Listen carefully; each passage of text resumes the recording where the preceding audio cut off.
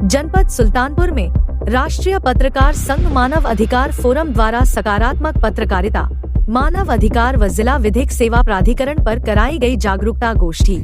नीति आयोग भारत सरकार द्वारा पंजीकृत संस्था राष्ट्रीय पत्रकार संघ मानव अधिकार फोरम के बैनर तले मेहमान रेस्टोरेंट के हॉल में राष्ट्रीय अध्यक्ष DP गुप्ता की अध्यक्षता में सकारात्मक पत्रकारिता व मानवाधिकार और जिला विधिक सेवा प्राधिकरण को लेकर एक जागरूकता कार्यक्रम संपन्न हुआ। कार्यक्रम का कुशल संचालन वरिष्ठ समाजसेवी सारथी कसौधन ने किया। कार्यक्रम की शुरुआत राष्ट्रीय अध्यक्ष DP गुप्ता, भारतीय जनता पार्टी नगर अध्यक्ष रीना जायसवाल, जिला संयोजक गजानंद मोदनवाल, युवा जिला प्रभारी अरविंद चौरसिया, युवा जिला अध्यक्ष अश्वनी वर्मा आदि द्वारा दीप प्रज्वलित कर ईश्वर वंदना से किया गया। होगा जब हमारी कामयाबी शोर मचाएगी। आज के कार्यक्रम का शुभारंभ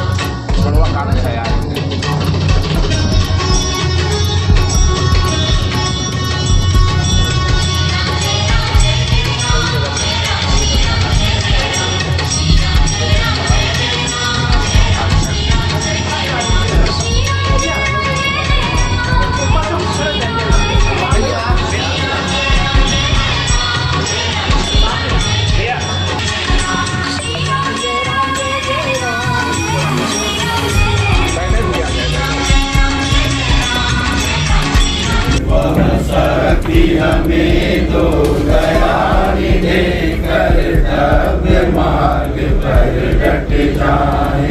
पर सेवा पर उपकार में हम जग जीवन सफल बना जावे।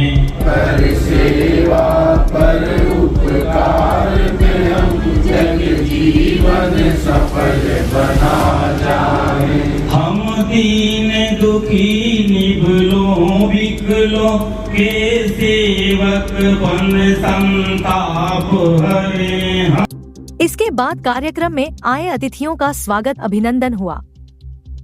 इसी कड़ी में अपने अधिकारों के प्रति लोग जागरूक हों, इसके निमित्त डॉक्टर पवन पांडेय का मानवाधिकार विषय पर सारगर्भित उद्बोधन हुआ। उपस्थित हमारे विद्वान पत्रकार भाई, हमारे आज के मुख्य अतिथि, विशिष्ट अतिथि और विद्वान गण जो हमारे सामने उपस्थित हैं, सबको सबसे पहले हम सादर प्रणाम करते हैं। आज हमको माननीय राष्ट्रीय प्रभारी जी ने बताया कि आपको मानवाधिकार पे कुछ बोलना है, 5 से 10 मिनट का समय आपको दिया जाएगा। ऐसे सबसे पहले तो हम ये समझे कि मानवाधिकार है क्या, इसकी शुरुआत हुई कब? ऐसे हुई तो बहुत देर में, होना बहुत पहले चाहिए था, लेकिन जब से शुरुआत हुई उसके विषय में आपको बताएंगे। सर्वप्रथम अगर हम विश्व की बात करें तो 10 दिसंबर 1948 द्वितीय विश्व युद्ध के बाद,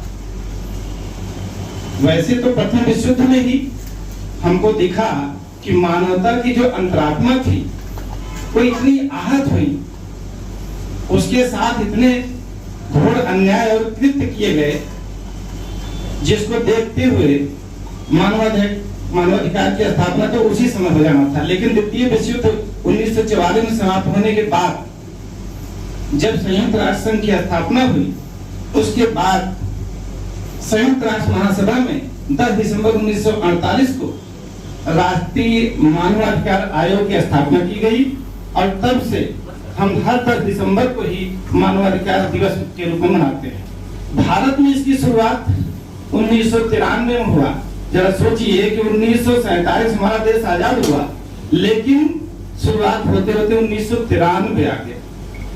इसको राजनीतिक असफलता कहें या सफलता कहें, इसको आप लोग खुद समझें। अब बात आती है मानवाधिकार है क्या। हम आप जानते हैं कि प्रत्येक व्यक्ति, चाहे किस धर्म का हो, जाति का हो, लिंग का हो, संप्रदाय का हो, राष्ट्र का हो, उसको अगर वो धरती पे जन्म लिया है तो उसको अपने कुछ अधिकार उसको कानूनी रूप से प्रदान किए, जिसको किसी भी देश की सरकार या वहां की संस्था उससे छीन नहीं सकती, उसको समाप्त नहीं कर सकती। तो बात आती है कि कौन कौन से अधिकार हैं जो हमको दिए गए, और आज उन अधिकारों के लिए ही उसकी व्याख्या करने के लिए ही राष्ट्रीय मानव अधिकार फोरम की स्थापना की गई है कि जो उन लोगों को जो इससे पीड़ित हैं, आहत हैं, उनको जागृत करें, इसकी सूचना दे, जानकारी दे, और अगर वो आहत हैं, पीड़ित हैं, तो उनकी सहायता भी प्रदान करें। अब वो कौन कौन से अधिकार हैं जो उनको दिए गए हैं, तो अनुच्छेद 30 इसके बनाए गए, जिसमें 7 अधिकार दिए गए। नंबर 1, जीवन जीने का अधिकार। अगर इस धरती पर मानव ने जन्म लिया है, उसको अपना पूरा जीवन जीने का अधिकार है। दूसरा, न्याय पाने का अधिकार, वो भी समानता के साथ। इसका मतलब हुआ कि अगर हम कोतवाली किसी मामले को लेकर जाते हैं तो वहां ये नहीं पूछा जाएगा कि आप किस जात के हैं, किस धर्म के। वहां हमको समान अधिकार प्राप्त है कानूनी न्याय प्राप्त करने का। तीसरा, शिक्षा का अधिकार। आप जानते हैं कि शिक्षा का अधिकार प्रत्येक व्यक्ति को, ऐसे तो हमारे संविधान में भी सरकार भी समय समय पे कदम उठाती है कि हम गरीबों के लिए निःशुल्क शिक्षा प्रदान करें, जिसके लिए लगातार प्रयास भी कर रही है। और आगे उच्च शिक्षा में भी सरकार इतनी छात्रवृत्ति दे रही है कि वो शिक्षा उनकी निःशुल्क ही हो जा रही है। जो गरीब लोग हैं वो भी पढ़ाई कर सकते हैं। तो हमको भी ये जागरूकता ग्रामीण स्तर पर पहुंचानी है कि जिससे जिनको ये पता नहीं है वो लोग कहते हैं शिक्षा बड़ी महंगी हो गई है। ऐसा नहीं है।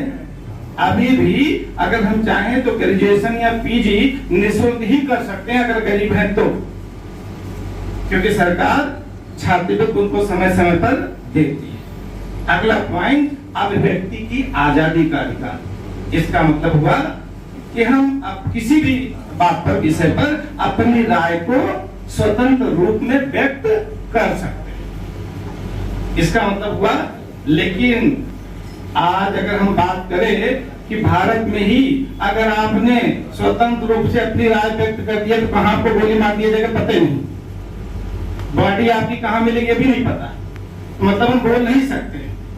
ऐसी मामले को लेकर के आप देखिए, अपने यहाँ रैंकिंग अगर अंतर्राष्ट्रीय स्तर पर देखा जाए तो हमें स्वतंत्रता मिली तो है कहने के लिए, लेकिन हम बोल नहीं सकते। बोल देंगे तो हमारे कई दुश्मन हो जाएंगे, जबकि ये गलत, ऐसा नहीं होना चाहिए। सरकार को इस पर विशेष कदम उठाना चाहिए। इसके बाद फिर जो हम गुलामी के जंजीरों में जकड़े हुए हैं, उससे हमें बाहर आने का अधिकार। इसका मतलब कोई मुझे गुलाम नहीं बना सकता। अब हम स्वतंत्र हैं। अगर कोई चाहे कि जबरदस्ती हम आपको गुलाम बना ले तो ऐसा नहीं हो सकता, उसका भी अधिकार हमको दिया गया है। तो इस तरह हमको 7 अधिकार प्राप्त हुए हैं, जिसके विषय में हमने आपको संक्षेप में बताया।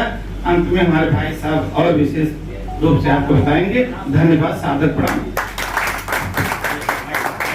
कार्यक्रम में पधारे ऋषि मीमांसा समाचार पत्र व सुल्तानपुर किरण समाचार पत्र के संपादक अशोक सिंह द्वारा सकारात्मक पत्रकारिता पर उद्बोधन हुआ। पार्टी सुल्तानपुर नगर मंडल की मंडल अध्यक्ष श्रीमती रीना जायसवाल जी, भाई अरविंद चौरसिया जी, श्री अश्विनी वर्मा जी, श्री गजानन मोगनवाल जी, बंधुओं, हमारे सम्मुख बैठे हुए विभिन्न स्वयंसेवी संस्थाओं के सम्मानित पदाधिकारी और सदस्यगण तथा इस नगर के भामाशाह बंधुओं, भाई डीपी गुप्ता जी ने एक अभिनव प्रयोग आज प्रारंभ किया है सुल्तानपुर जनपद से। बंधुओं, आपको मैं याद दिलाना चाहता हूं, राष्ट्रीय पत्रकार संघ पत्रकारिता के विषय में कुछ बताने का मुझको आज इस कार्यक्रम के माध्यम से अवसर मिला है। तो आपको मैं बताना चाहता हूं कि आज से 54 वर्ष पहले आपके इसी सुल्तानपुर नगर से आपके एक भाई बंधु जो व्यवसायी समाज से आते थे, वैश्य समाज से आते थे, आदरणीय स्वर्गीय शिव प्रकाश जी, जिनका अपना प्रतिष्ठान आगरा मिष्ठान भंडार है, उन्होंने सुल्तानपुर में ऋषिदेश नाम से पत्रकारिता की अलग जगाई थी। मुझे विदित है, आप सबको भी विदित होगा कि वह सुल्तानपुर जनपद का पहला दैनिक समाचार पत्र था। कालांतर में सुल्तानपुर में कोई बड़ी इंडस्ट्री ना होने के कारण अखबार निकालना एक दुरूह कार्य है, बंद करना पड़ा। फिर आज से 32 वर्ष पहले इस देश को बंद करके उन्होंने सुल्तानपुर किरण की स्थापना की, उसका प्रकाशन शुरू किया। आज 32 वर्ष हो गए, आज हमारे बीच में नहीं है। मैं आज इस कार्यक्रम के माध्यम से उन्हें नमन करता हूं, उनको श्रद्धांजलि अर्पित करता हूं। बंधुओं, पत्रकारिता बड़ा दुरूह कार्य है। समाज को पत्रकारों से बड़ी अपेक्षाएं होती हैं, पत्रकारों को भी समाज से बड़ी आवश्यकता है। किसी संगठन को चलाने के लिए 4-5 प्रमुख चीजों की आवश्यकता होती है, चाहे वो संगठन हो, चाहे कोई समाचार पत्र हो। कार्यकर्ता, कार्यालय, कार्यक्रम और कोष, इन 4 चीजों की आवश्यकता किसी संगठन को चलाने के लिए होती है। उसी तरीके से अखबार को भी चलाने के लिए रूप बदलता है, नाम बदलता है, इन 4 चीजों की आवश्यकता होती है। मुझे याद है कि वेब ऑफसेट सुल्तानपुर जनपद में सर्वप्रथम सुल्तानपुर किरण ने देश प्रकाशन ने स्थापित किया था। आज पत्रकारों से अपेक्षा है, लोग चाहते हैं कि हमारे समाचार प्रमुखता से, अभी अपने व्यापारी बंधु ही हैं, उनका इस मामला था, उन्होंने कई बार मुझको व्हाट्सएप किया, भैया छापिए। सुल्तानपुर में बहुत मूल्यधन्य पत्रकार भी हैं, लेकिन मैंने उनके समाचार को प्रमुखता से छापा। बंधुओं, पत्रकारों को कोई सुरक्षा मुहैया नहीं है, और पत्रकारिता की डेस्क पे जो हम लोग बैठते हैं, आज भी हमारे मित्र हैं, पत्रकार साथी हैं राजदीप जी। मैंने कहा मैं भारतीय जनता पार्टी का जिले का पदाधिकारी हूँ, भाई डीपी गुप्ता जी और मैं, संजय लोहिया जी आज इस कार्यक्रम में नहीं दिखाई दे रहे हैं, सजन लाल प्रशोधन जी उनके आप सुपुत्र हैं, हम सब साथ मिलकर के भारतीय जनता पार्टी का कार्य यहाँ प्रारंभ किया था। तो मित्रों, पत्रकारिता की मैं बात कर रहा था। जो हम न्यूज डेस्क पे बैठते हैं, मैं भारतीय जनता पार्टी का पदाधिकारी हूँ, लेकिन जब न्यूज डेस्क पे व्यक्ति बैठे तो केवल पत्रकार होता है। उस खबर में हम किस विचारधारा से हैं या अपना व्यक्तिगत किसी से हमारी दुश्मनी हो सकती है, हमारी विरोधाभास हो सकते हैं, लेकिन हम जब समाचार लिखने बैठे तो छलकना समाचार में नहीं चाहिए। आज हम सभी जितने लोग बैठे हैं, सारे के सारे लोग पत्रकार हैं। आज पत्रकारिता की दिशा बदली है। पहले प्रिंट मीडिया, इलेक्ट्रॉनिक मीडिया, आज सोशल मीडिया का जमाना आ गया है। हम जो भी साथी व्हाट्सएप के माध्यम से, फेसबुक के माध्यम से, ट्विटर के माध्यम से जो भी शेयर करते हैं, वो एक तरह से संचार का ही और मीडिया का ही कार्य हम करते हैं। हमारे व्यवसायी बंधु हैं, अपने ही परिवार के लोग हैं, भामाशाह जैसे भारत माता के अमर सपूत, जिन्होंने मां भारती की रक्षा के लिए महाराणा प्रताप जब स्वतंत्रता का उस युग में मुगलों के काल में आंदोलन खड़ा किए थे, अकबर से उनकी लड़ाई हो रही थी, जंगल का रास्ता पकड़ लिए थे, घास की रोटियां खाना पड़ा उनको, पूरी सेनाएं बिखर गई थी। तो भामाशाह ने, जो भारत मां के अच्छे सच्चे सपूत थे, उन्होंने अपना खजाना महाराणा प्रताप के लिए खोल दिया और कहा कि आप फिर से सेना का गठन कीजिए, और जो जिन उद्देश्यों को लेकर के आप मुगलिया सल्तनत से युद्ध कर रहे थे, उसमें हमारा सहयोग। बंधुओं, कुछ महानायक, महादानवीर के पुरस्कार से आप सब नवाजे गए हैं। समाज के विभिन्न क्षेत्रों में अपने व्यवसाय में संलग्न होते हुए आप सबने समाज के लिए, इस देश के लिए, इस राष्ट्र के लिए अपना कुछ न कुछ न्यौछावर किया है। मैं मानता हूं कि तभी आप उस सम्मान से सम्मानित हुए हैं। आप सभी जो भी हमारे बंधु हैं, अगर पत्रकारिता करना चाहते हैं तो निष्पक्ष पत्रकारिता, कोई किसी के ऊपर आरोप लगाता है तो अपने पत्रकार साथियों से भी आग्रह करेंगे कि जिसके ऊपर आरोप लगता है उसका वर्जन उस समाचार में होना चाहिए। कोई भी समाचार एक पक्षीय नहीं होना चाहिए। आज एसपीजी की सुरक्षा किसी पत्रकार को नहीं प्राप्त है। हम भी आपके बीच के हैं, हमारा भी भरण पोषण आपके माध्यम से ही होना है।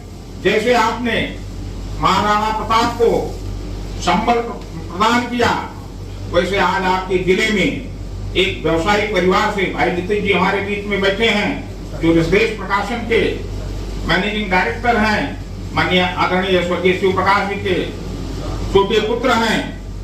उनका अपना अखबार सुल्तानपुर किरण निकल रहा है। जो भी हमारे साथी पत्रकारिता से जुड़ना चाहते हैं, उनका सहयोग करें, समाचारों को आप दीजिए। हम निष्पक्षता के साथ आपके विचारों को प्रकाशित करेंगे।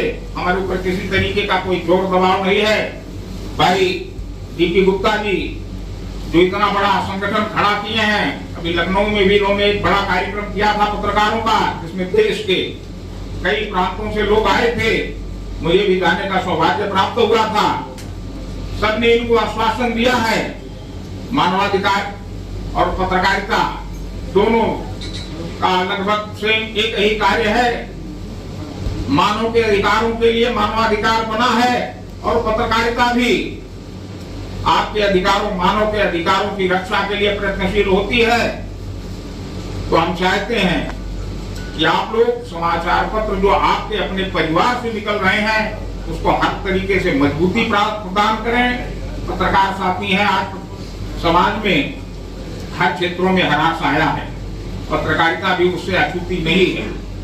लेकिन मैं दावे के साथ कह सकता हूं कि आज भी जो छोटे समाचार पत्र हैं, आज भी उनके यहाँ निष्पक्षता बरकरार है। कहीं पर भी पत्रकारिता का बोलबाला नहीं है। सभी प्रबुद्धजन बैठे हैं। आप जानते होंगे माननीय शिव प्रकाश जी ने सन 71 से लेकर के अभी विगत 2-3 वर्षों पूर्व उनका देहावसान हुआ है।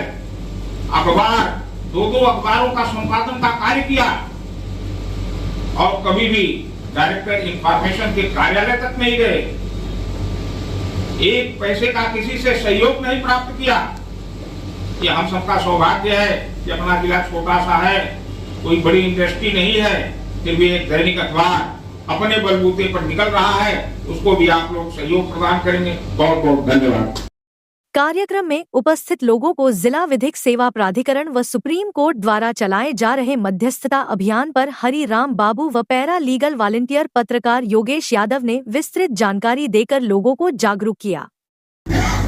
आप देखते थे कि हमारे माननीय न्यायालय ने कभी कोई एक पारिवारिक विवाद दायर हुआ करता था, लेकिन आज आप देख रहे हैं कि न्यायालयों में पारिवारिक विवाद की संख्या इतनी ज्यादा बढ़ती जा रही है कि जिसको संभाल पाना मुश्किल हो रहा है।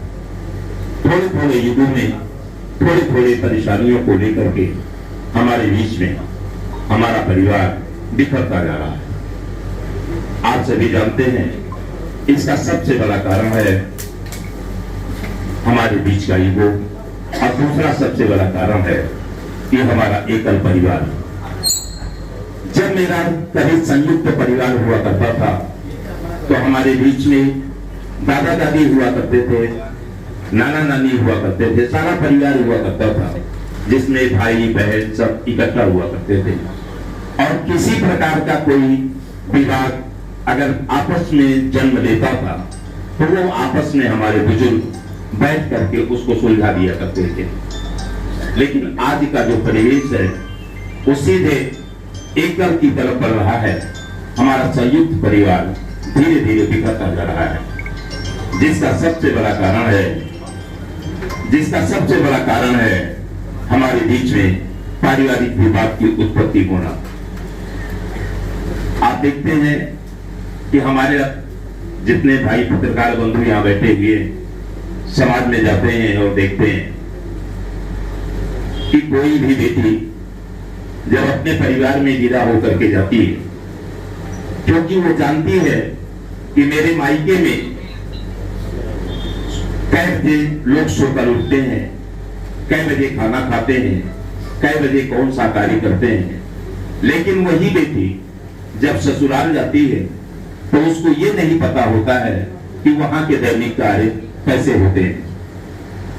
क्योंकि उस दैनिक कार्यों को समझने में, सोचने में हम उस बेटी को समय नहीं देते और उसकी अवहेलना करना शुरू कर देते हैं, उसकी उपेक्षा इस तरह करते हैं कि मेरी बेटी तो इस प्रकार ये काम करती है और आप इसको इस तरह नहीं करती हो। जरा आप सोचो कि क्या वो आपकी बेटी नहीं है? जब आपकी बेटी दूसरे परिवार में जाएगी और उसको भी इसी तरह से कहा जाएगा तो आप सोचिए कि आपके साथ कैसा लगेगा और आपको उसका व्यवहार कैसा लगेगा। मैं आप सभी पत्रकार बंधुओं से ये आग्रह करना चाहता हूं, उपस्थित सभी सामाजिक कार्यकर्ता बंधुओं से भी आग्रह करना चाहता हूं कि हमारे परिवारों को बचाना होगा, क्योंकि इसके लिए एक मुहिम जो हमारे माननीय सुप्रीम कोर्ट ऑफ इंडिया ने छेड़ी है कि राष्ट्र के हित में मध्यस्थता अभियान, जो 1 जुलाई 2025 से 30 सितंबर 2025 तक चलाया जा रहा है। इसमें हम सभी का कार्य है कि हम उन परिवारों को जो न्यायालय में मुकदमा में परेशान हो रहे हैं उनको इकट्ठा करके उनको समझाने का प्रयास कर रहे हैं, ताकि वो अपने पारिवारिक जीवन में पुनः वापस जा सके। क्योंकि एक परिवार में जो एक जोड़ा होता है पति पत्नी का, अगर उसमें किसी भी प्रकार का विवाद होता है तो हमारे बीच में 5 मुकदमों का जन्म होता है। सबसे पहला मुकदमा जब हमारी बहू रूठती है और उसको परेशान किया जाता है तो वो सबसे पहले दहेज उत्पीड़न का एक मुकदमा आपके खिलाफ दायर करती है। सबसे प्रथम मुकदमा आपके खिलाफ वहीं से शुरू होता है और दूसरा मुकदमा घरेलू हिंसा, तीसरा गुजारा भत्ता, चौथा विदाई और 5वां तलाक। और दंपति होता है केवल 2, एक ही दंपति होता है जिसमें केवल पति पत्नी होते हैं और हमारा पूरा परिवार बिखर जाता है। क्योंकि आप सभी जानते हैं कि जिस परिवार में एक मुकदमे का जन्म हो जाता है वो परिवार 10 वर्ष पीछे जाता है, क्योंकि जो हमारी प्रगति है वो हमें 10 वर्ष पीछे ले जाती है। इसलिए मैं इस संगठन के माध्यम से आग्रह करना चाहता हूं कि आप सभी इसमें सहयोग करें और इस मुहिम को आगे बढ़ाने का प्रयास करें। दूसरी बात, आप सभी जानते हैं कि एक लड़की का सबसे बड़ा दुश्मन एक लड़की ही होती है। मतलब एक महिला का दुश्मन एक महिला ही होती है, क्योंकि एक महिला ही कहती है कि अरे मेरी बहू इस तरह, मेरी बेटी इस तरह काम करते, आपको ऐसे करने हैं।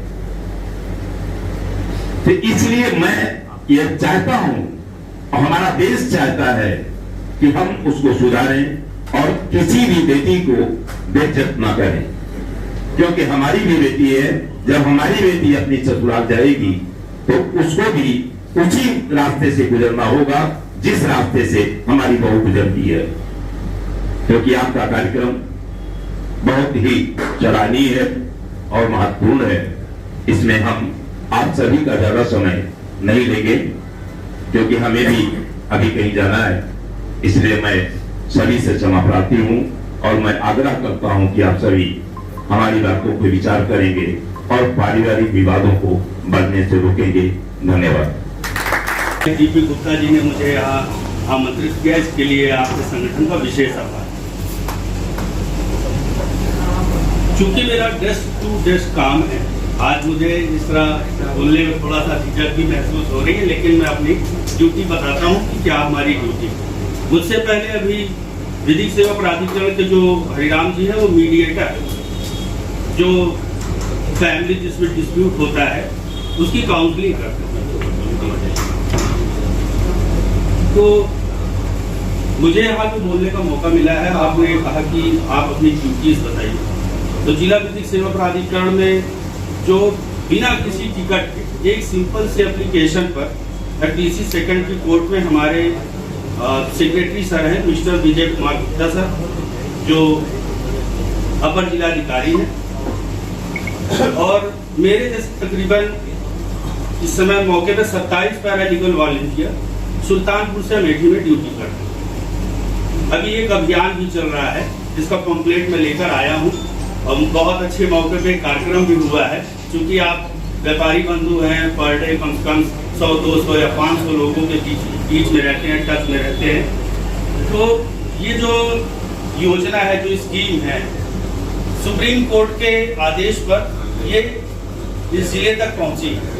हमको गरीबों के लिए निःशुल्क न्याय की व्यवस्था यहाँ पे दी जा रही है। अभी हरिराम गुप्ता जी हमारे जो अभी इसके पहले के वक्ता थे, उन्होंने बताया कि मुकदमों का बोझ बढ़ता जा रहा है। इसको कम करने के लिए अभी एक अभियान चला है, ये 1 जुलाई से लेकर 30 सितंबर तक, यानी अभी करीब 60 डेज हमारे पास हैं, जिसमें राष्ट्र के लिए मध्यस्थता अभियान ये नाम है, और इसका थीम दिया गया है। इसके अंतर्गत हम किन मुकदमों को सुलह करा सकते हैं, और ऐसे मामले जो अभी जैसे फैमिली कोर्ट में ही चल रहा है, किसी पति पत्नी का मामला, तो अगर आप एप्लीकेशन हमारे जिला विधिक सेवा प्राधिकरण में देंगे तो हमारी कोर्ट जो है वो कंसर्न कर लेगी। आपको मेरे ऑफिस आने की भी जरूरत नहीं। जिस दिन माननीय सेक्रेटरी सर आपकी डेट डिसाइड कर देंगे, उसी दिन ही आपकी एप्लीकेशन को रन कर दी जाएगी। सपोज दैट जैसे कोई वधू या बेटी यहाँ है, उनके हस्बैंड विदेश में है, तब भी हम कॉन्फ्रेंस के जरिए उनकी पेशी करा सकते हैं। उसमें ये नहीं चल पाएगा कि हमारा जो है वीज़ा अभी ख़त्म हो रहा है, हम आएंगे दिसंबर में। लेकिन माननीय सुप्रीम कोर्ट के गाइडलाइन में ये चीज़ आ गई है कि अगर इस तरीके का कोई डिस्प्यूट है या दोनों पक्ष सुलह चाहते हैं, अभी हम लोगों से भी कई लोग मुलाकात की, एप्लीकेशन दिए हैं कि साहब हमारा जो है हम लोग सुलह होना चाहते हैं। सुलह का मतलब ये भी है कि हो सकता है कि कुछ लोग तलाक भी चाहते हैं, उसमें मुहर भी लग जाती है, और ऐसे मामलों की सुनवाई कहीं किसी अन्य कोर्ट में भी नहीं। तो मैं आपको बताने जा रहा हूं कि कौन से मामलों की सुनवाई जिला विधिक सेवा प्राधिकरण में होती है। जो अभी हम अपने यहाँ बैठे हैं अरविंद जी, मैं आपसे कहूँगा कि कार्यक्रम के समापन के बाद मैं कुछ कंप्लेंट्स भी लाया हूँ, उसको आपको दे देंगे, और आप उसको अपने प्रतिष्ठान पर कहीं भी अगर अवसर दे दीजिएगा, वो चिपक जाए कहीं पे और उसको आते जाते लोग देख सकें।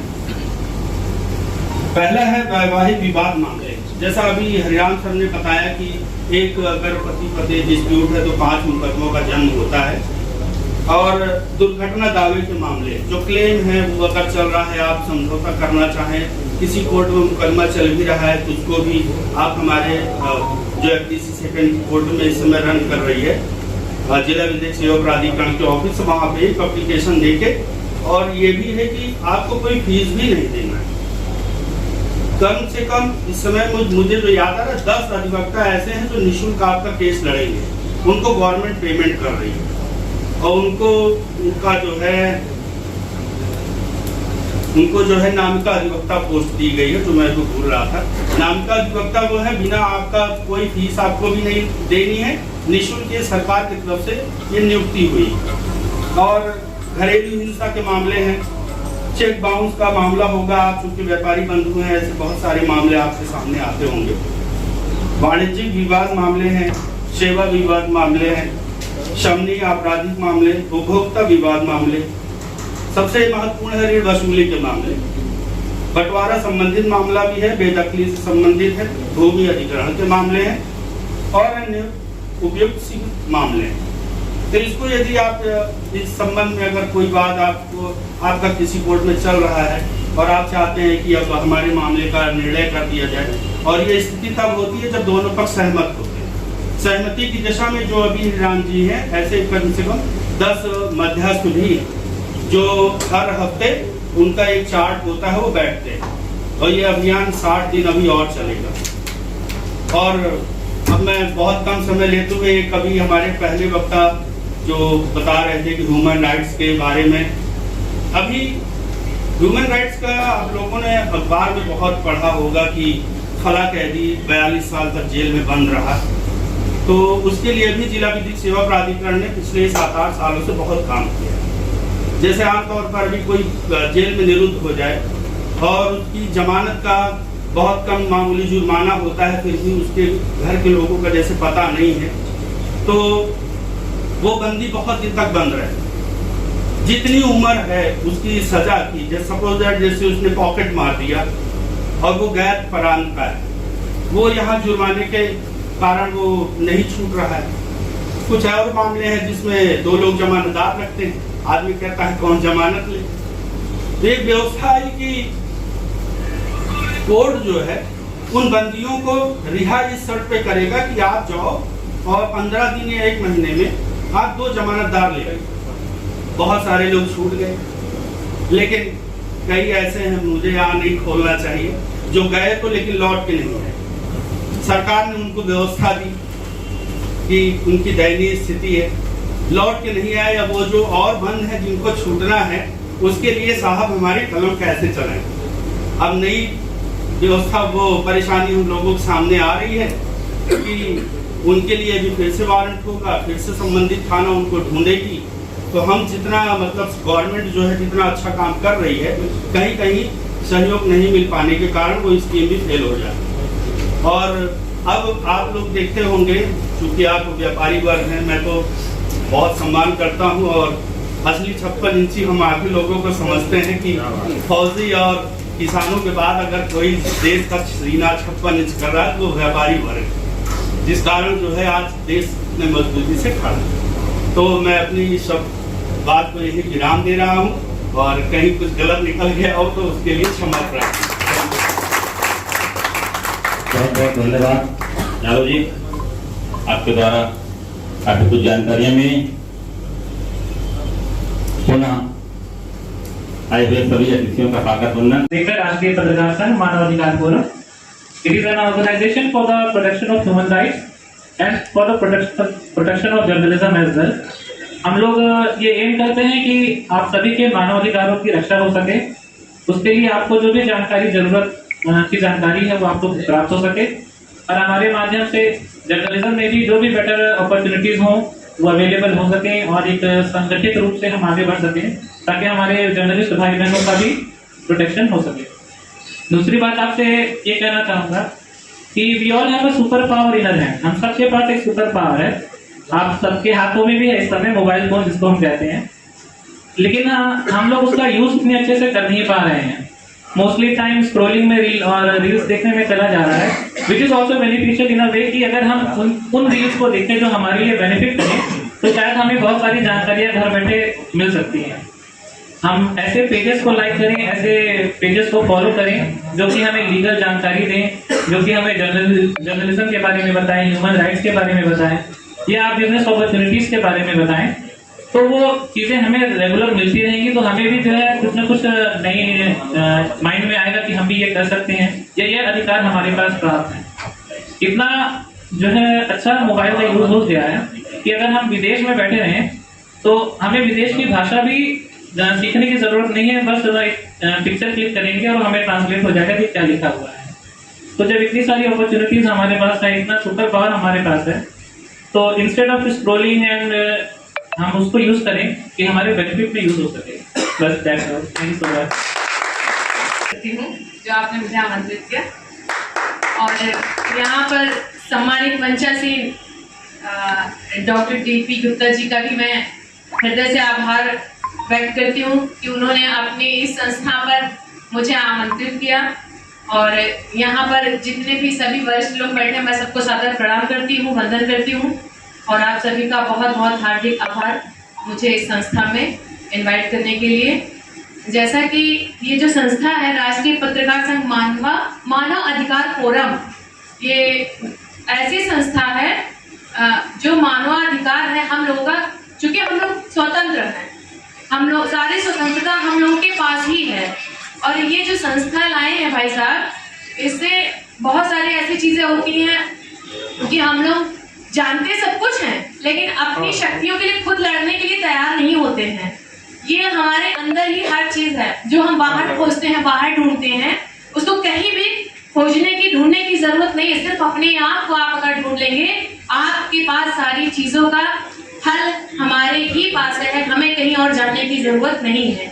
और ये जो संस्था है, इसके माध्यम से बहुत सारी ऐसी चीजें हैं कि जो हमारे मानवों की रक्षा के लिए, जैसे कि हम पूरी तरीके से स्वतंत्र हैं, ना तो हम लोग का राष्ट्र का कोई धर्म, लिंग, जाति जो हम लोग ने बनाया है, ये सिर्फ हम लोग अपनी सोच से बनाए हैं। हम सब एक हैं, हमारी जाति एक है और हमारा राष्ट्र एक है। चूंकि हम सभी तो एक ही लोग हैं ना, सारी विचारधाराएं एक है, हम सारे लोग संगठित होकर अगर रहते हैं तो बड़े से बड़ा काम हो जाता है। जैसे कि मुझे यहाँ पर हॉल में देखकर इतना आज खुशी हो रही है, इतना अच्छा लग रहा है कि भाई साहब जी द्वारा इतना संगठन के जो विस्तार है, ये बहुत ही अपने आप में एक हर्ष की बात है कि जो इन्होंने मतलब ये संस्था इतने लोगों को जोड़ के रखा है।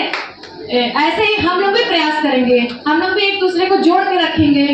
होता क्या है, बहुत आसान चीजें हैं, वो लोग इतना बिजी शेड्यूल हैं कि उसके निकलना ही नहीं चाहते हैं। जैसा कि अभी राजन जी ने मोबाइल के बारे में बताया, तो रियलिटी में सच में मोबाइल जो होता है तब कर लेंगे कि नहीं, वो चीज जैसा आप मतलब भाव रखेंगे। मोबाइल में भी ऐसी ऐसी जानकारियां हैं, आज तो गूगल पे आप जो भी डालते हैं तुरंत खट से आपका उसका जवाब आ जाता है। राष्ट्रीय पत्रकार संघ मानव अधिकार फोरम की एक इकाई लघु उद्योग व्यापार मंडल द्वारा चलाए जा रहे दानवीर भामाशाह रत्न सम्मान अभियान के तहत अंकुरण फाउंडेशन से जुड़े समाज सेवी व्यापारियों सहित रतन गुप्ता, अंजनी जायसवाल, सूरज नारायण कसौधन, सरदार अमरजीत सिंह आदि को प्रशस्ति पत्र देकर सम्मानित किया गया।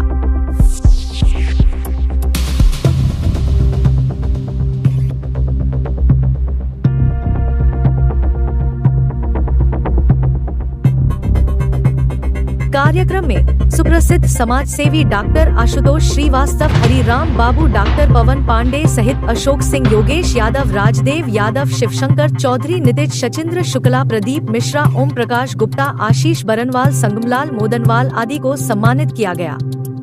इसके अतिरिक्त दर्जनों पदाधिकारी व अतिथियों को मोमेंटो देकर अभिनंदन किया गया। कार्यक्रम का समापन राष्ट्रगान के साथ हुआ। नायक जय हे भारत भाग्य विधाता, पंजाब सिंध गुजरात मराठा द्राविड़ उत्कल बंगा, हिंद हिमाचल यमुना गंगा, उज्जवल जलत तिरंगा। तब शुभ नामे जागे, तब शुभ आशीष मांगे, गाए तब जय गाथा। जनगण मंगल दायक जय हे भारत भाग्य विधाता। जय हे जय हे जय हे जय जय जय जय हे। भारत माता की जय, भारत माता की जय। धन्यवाद।